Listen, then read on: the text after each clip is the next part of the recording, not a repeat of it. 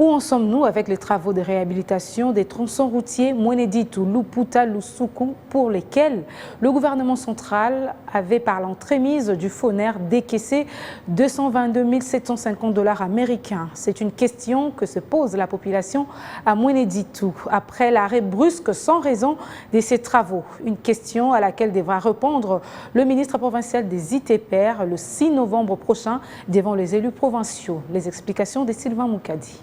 Lancé depuis le 16 juin par le gouverneur de province, les travaux d'entretien routier sur l'axe Mweneditu, Luputa, Lusuku n'a pas connu un avancement comme l'aurait souhaité la population qui avait émis le vœu de voir ces tronçons routiers être réhabilités afin de permettre l'évacuation de produits agricoles des centres de production vers les centres de consommation. 222 750 $ et les coûts de fonds du gouvernement central qui étaient versés à l'office des routes qui exécutait les travaux par l'entremise du Fonds national d'entretien routier FONER en sigle. La population de Mweneditu et du territoire des Loulous voudrait à cet effet voir une lumière de la part des autorités concernées. Entre-temps, nous apprenons que deux élus provinciaux ont adressé des questions orales avec débat au ministre provincial des ITPR, Patrice Kachaman, attendu à l'Assemblée provinciale le 6 novembre prochain pour éclairer la lanterne de ces deux parlementaires. Selon la presse attachée au bureau de l'Assemblée provinciale, les deux députés veulent obtenir les éclaircissements sur l'état d'avancement des travaux de réhabilitation. Ces derniers précisent dans leurs documents que leurs questions s'articulent autour des préoccupations suivantes: la nature et les modalités pratiques d'exécution de ces travaux, données avec certitude à travers les services techniques, les points de départ des travaux d'entretien routier dans la ville de Mweneditu sous forme d'une illustration prévue dans les statistiques de l'office des routes et préciser à quel niveau se trouvent les travaux après leur lancement officiel. Qu'est-ce qui se passera le 6 novembre, car les travaux réalisés jusque-là ne représentent pas même une moitié. Wait and see,